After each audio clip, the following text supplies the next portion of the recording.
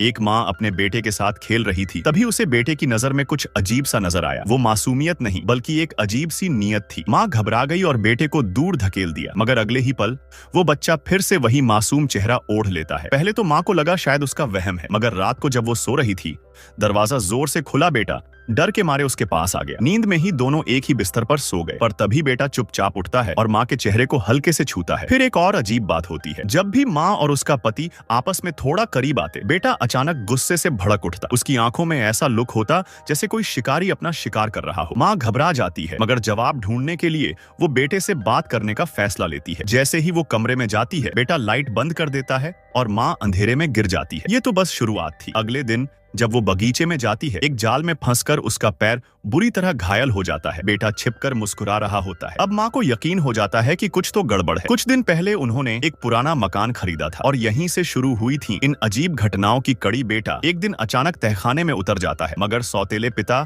उसे खींचकर बाहर लाते हैं और दरवाजा लॉक कर देते हैं। तब से बेटे का व्यवहार पूरी तरह बदल जाता है। उधर माँ को रोज डरावने सपने आने लगते हैं। एक रात सपने में कोई चाकू लेकर उसके कपड़े चीर देता है। जब वो जागती है तो उसके कपड़े सच में वैसे ही कटे होते हैं। अगले ही दिन बेटा उसे एक तस्वीर देता है। तस्वीर में दिखाया गया है कि माँ ने खुद अपने प्रेमी की हत्या की। ये देखकर माँ की पुरानी यादें ताजा हो जाती हैं। उसे याद आता है कि उसने अपने पूर्व पति को चाकू मार दिया था, लेकिन अब उसे शक होता है कि क्या वो सच्चाई थी। एक रात वो देखती है कि उसका पति घर पर नहीं है। आवाजों का पीछा करते हुए वो तहखाने में जाती है और देखती है कि उसका पति दीवार तोड़ रहा है। तभी खुलता है एक गहरा राज। असल में माँ ने अपने पहले पति को नहीं मारा था। ये सब उसके मौजूदा पति की साजिश थी। वो माँ को हासिल करना चाहता था, इसलिए उसने उसके पति को मार डाला और सारे सबूत माँ पर डाल दिए। ये सुनते ही माँ आग बबूला हो जाती है। उसने वहीं रखी रॉड उठाई और पति को मौत के घाट उतार दिया। इसके बाद वो वही पुरानी चाकू उठाती है और अपनी जान ले लेती है। फिल्म के अंत में आंगन में बेटा अकेला बैठा होता है और उसके पास बैठा होता है